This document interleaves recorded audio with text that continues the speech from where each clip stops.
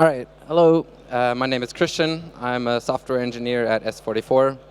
This is Dana Paris. She's the director of the open source program at S44.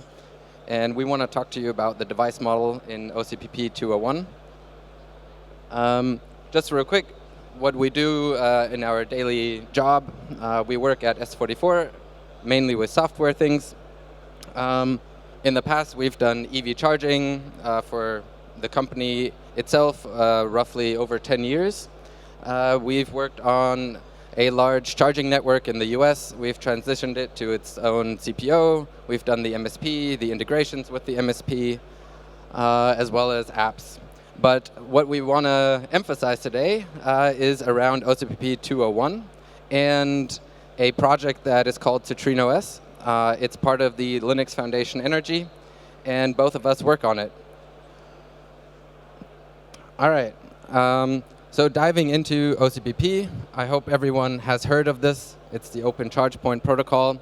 There's the version 2.0.1. And we're big fans because it also has something called the device model. The device model basically explains what's built into the charger.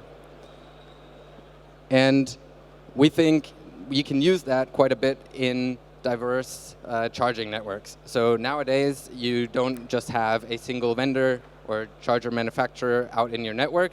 You have lots of them. But what you as a CPO want is a consistent user experience. You don't want someone to not feel at home at a different charger than they're used to around the neighborhood. And so on the one hand, it's the user experience, and on the other hand, the CSMS needs to be able to handle it. And that brings its own challenges because lots of folks implement it a little bit differently. They interpret things differently. And we make the case for trying to stay consistent.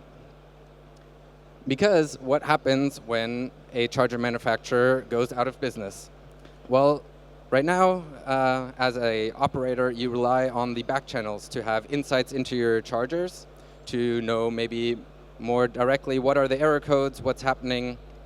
And you can also get some things around that through the device model. And if the charger manufacturer goes bankrupt, then you lose a lot of insight. Your customer experience suffers. In general, you don't have a good time. So if you switch to an open standard and rely more or put pressure on being able to rely more on the OCPP device model, you will have a better experience as an operator.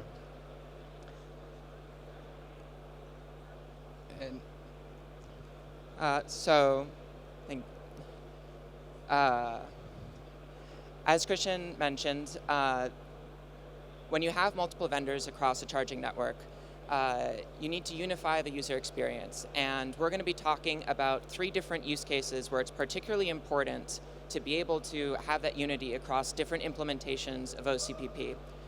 In particular, how you can take advantage of having a consistent device model, which I'll go a little bit more into what that means. The first example is EV charging stations have hard lives. We put them in very hostile environments. We put them far away from maintenance staff. We put them in places where they don't even have coverage, no shade. The DCFC chargers in particular, they produce a lot of heat, and their components are liable to fail and need replacing. And because they're far away from the eyes of any maintenance staff, it can be easy for this to happen, and all the way to the point of hardware being broken irreparably and needing to be replaced, and you might not even know it as the charge point operator. And you can see here in the images to the side, this was actually an example recently of with Tesla cars, people were noticing that when they were charging their cars at a supercharger, they were getting derated. And this was because the charger was putting down the power because it was sensing that it was too hot and it didn't want to hurt itself. So some EV drivers found that if they took a towel and they wetted it, they could put it on the connector, and this would trick the system into keeping the power level higher. And so they would charge faster. Now, as an EV driver, that might sound like a neat trick. But as a charge point operator, this is a nightmare because this is how you break your equipment. Next. So down detection, once something has already broken, is one matter, but where you really want to be ahead of the game is detecting problems before they occur. So, for example, in the case of the wet towel trick, the reason why that worked is because there was a temperature sensor in the head of the cable. And rumor is that Tesla has actually solved this trick because they were able to take the time series data of the temperature sensors in the cable heads, and they are now able to detect it when there's an irregular behavior due to people putting a wet towel on the connector. And so they're able to prevent a problem before it occurs by seeing in depth the data that the charger produces. So in the device model is an OCPP 201 concept where the charger can report its internal state through a series of components that have variables, that have values, with context like units and also the maximum and minimum settings for those particular variables. These can be logical components that allow you to configure the charger. They can also be physical components that report the hardware state of the charger. So this includes things like the temperature sensors. It also includes things like the fan speed. And in theory, so Tesla superchargers are actually 201 certified. In theory, you can surface all of the data that was needed to fix that wet towel problem just with this device model within the protocol of OCPP 201.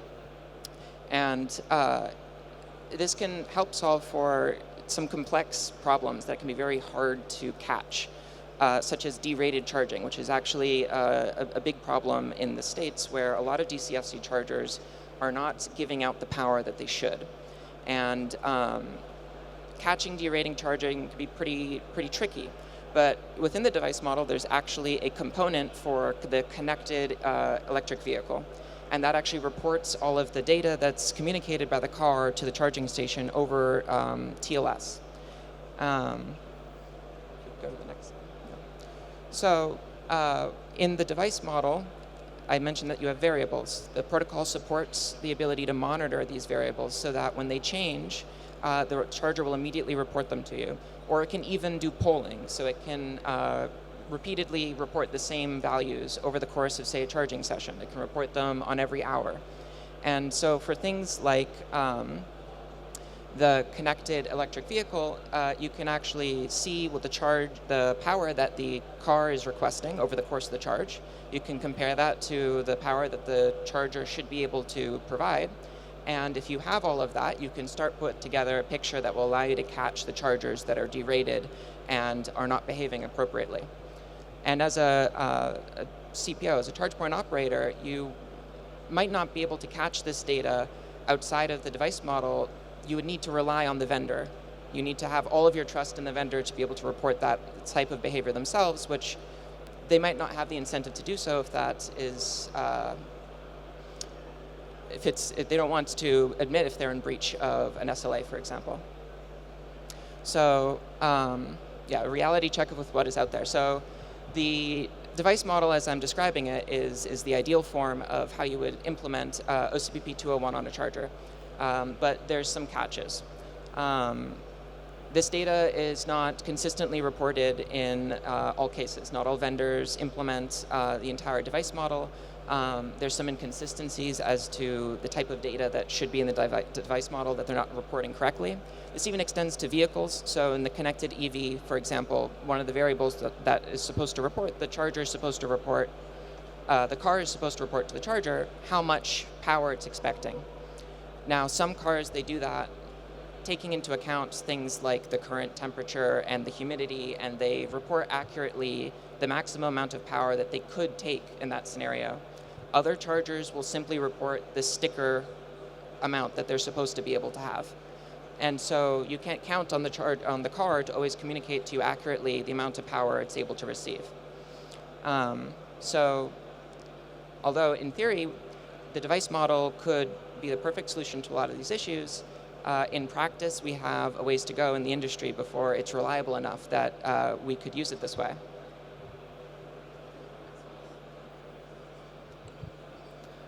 All right. So one of the other use cases around the device model is leveraging the user interface.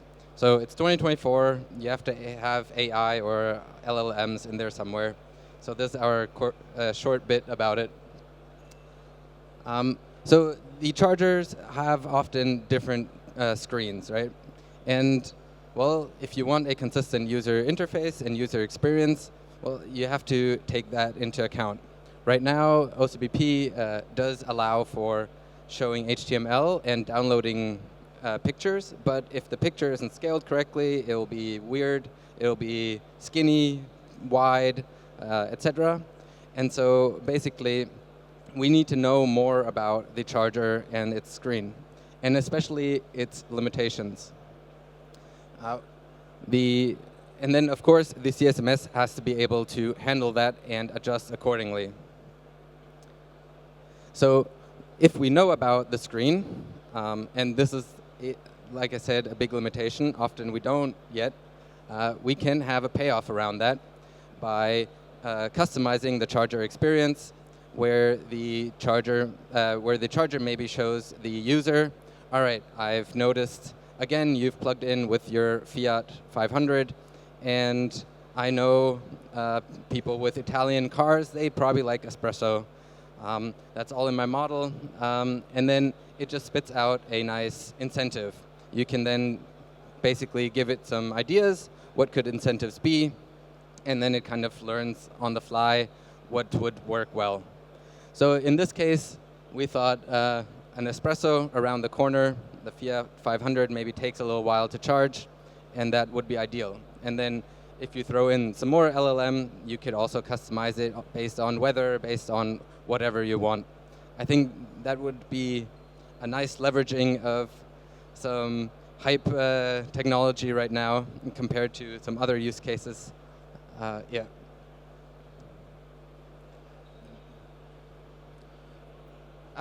For our third situation, where having a consistent and thorough OCPP 201 device model, this one's a little bit more out there, so stay with me. It's the concept of an OCPP back channel. So right now in the industry, it's completely standard for all charging vendors to have their own proprietary back channel. This is necessary because, particularly in the past, for protocols like OCPP 201, it was nowhere near thorough enough to report the type of telemetrics that you need in order to ensure good charger behavior. And so these back channels were used in order to get that rich, deep data about the charger's behavior to support it. However, this inherently means that the charge point operator doesn't have the full picture. It means that they aren't able to support their chargers on their own. It means they are reliant on the vendor in order to report the type of information they need in order to maintain a consistent user experience. So, on the vendor side, they can't simply do away with the back channel. They have SLAs that they need to meet, and both sides need to be checking each other. They both need to have access to the data independently so that both sides feel secure in their position. And if all of the data that's needed for the vendor to support their chargers is represented in the device model, then there's no need for a vendor back channel that's exclusive. However, like I said, both sides still need to trust but verify. So if instead of having a proprietary back channel that's separate from OCPP, you could replace the back channel with a secondary OCPP connection meant exclusively for the vendor. So let's say you got rid of the messages that make this impractical. You get rid of transaction-related messages, authorization that is exclusively the domain of the operator. And you have an OCPP connection that allows the vendor to maintain a view on the device model. They can see all of the data that the charger's reporting, and you get the same type of trust, but now the operator, the CPO, knows they're getting everything that the vendor has access to. They know that there's nothing hidden from them, because both them and the vendor have access to the same device model, have access to the same data needed to operate these chargers. And if the vendor goes out of business and the operator still needs to maintain these chargers, they can do so the same way they always have. So that's and now we would like to, before I open this up for questions, like I've been saying, it's important to have a consistent implementation of the OCPP device model. And to that end, we work on the open source project Citrine OS, which is an open source charging station management system. It's on GitHub. You can download it and get it running on your computer within 5 minutes using Docker. And it persists all of the device model information. It allows you to set up stuff like variable monitors, and allows you to, during the boot process, actually validate that a charger has the same device model that you're expecting. So say you're onboarding a new charger, possibly from a new vendor. If there's a series of components and variables that you require for a charger to operate on your network, when it first connects during the boot process, you can put it into pending. It will then go through the entire device model, go through component by component, and make sure that that charger is configured in the way that's needed for your network. And that's all available on our project on GitHub. And I strongly suggest that you check it out if you have an opportunity to. And now, if there's any questions, thoughts, or feedback, we'd love to take that now. Thank you. Thank you.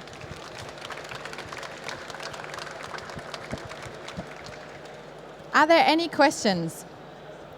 Don't be shy, just raise your hand.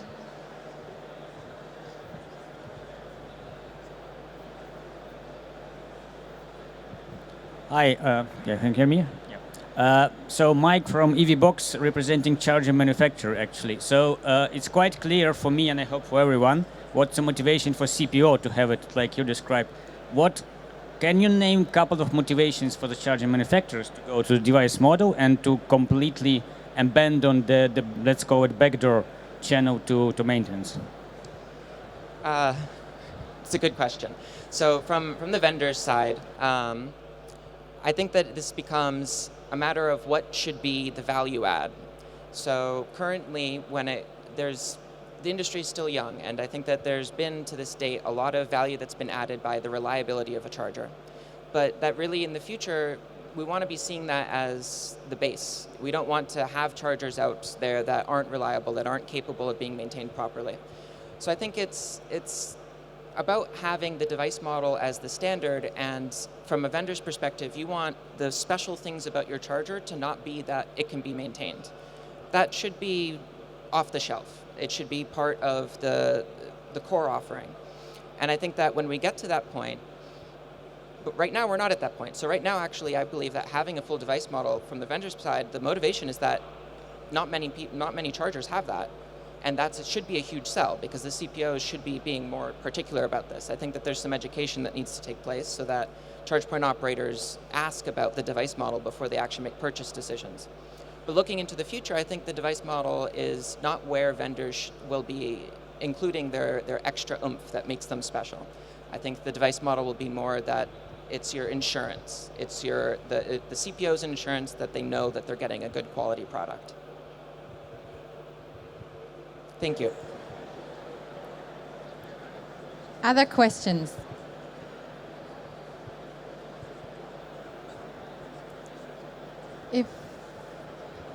If that's not the case, Jörg?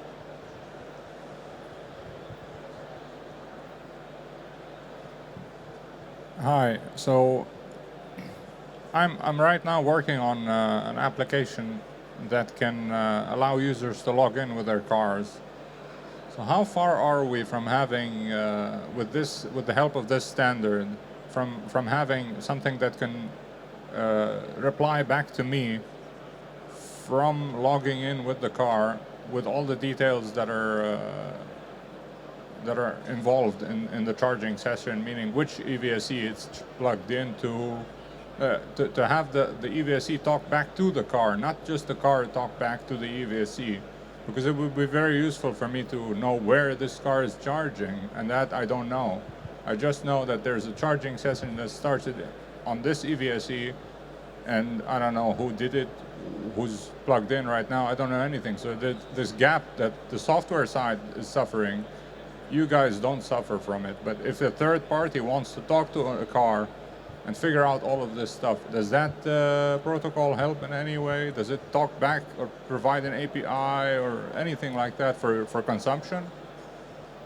It's a good question. So there is a way in which it helps, but it's not as direct as the communication over the wires. The communication over the wire from the station to the car is over TLS, and those messages are mediated by the ISO 15118 protocol often, and that's lower level than where OCPP operates.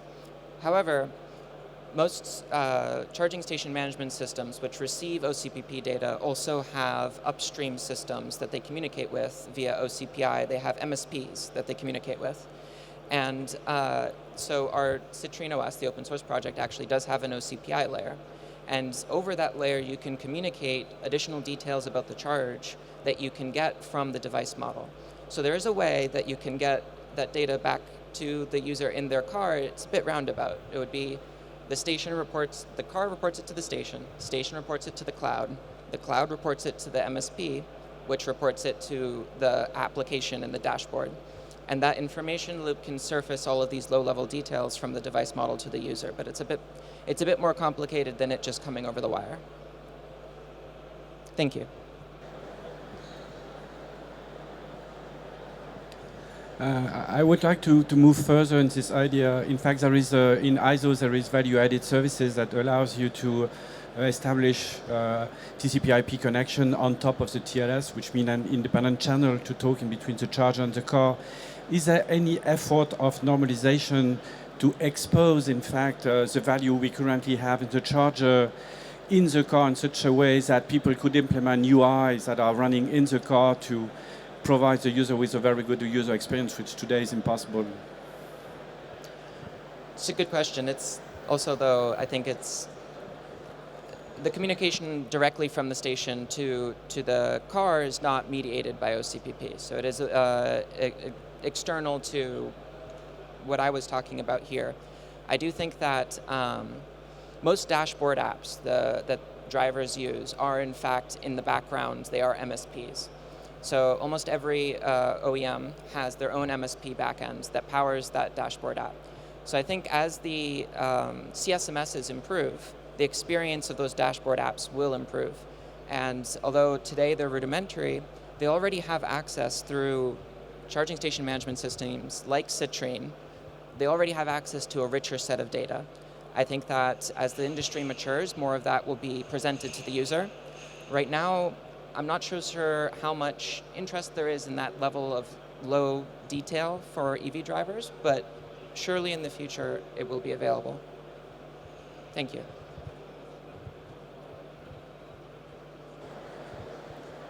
Other questions? If that's not the case, you will be around, I guess, so if any other questions are popping up later, so just reach out to Thana and Christian, and thank you so much.